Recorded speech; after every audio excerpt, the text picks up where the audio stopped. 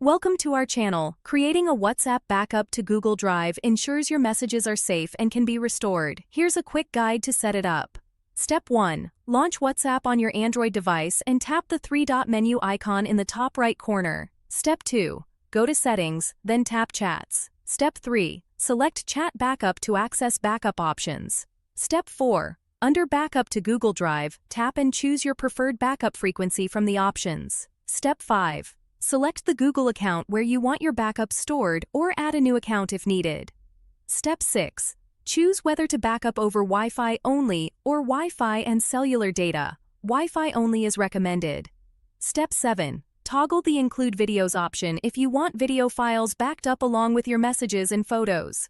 Step 8. Tap the Backup button to start an immediate backup to Google Drive. Your backup will be stored securely and can be used to restore WhatsApp on any new Android device. Don't forget to like this video and subscribe to our channel.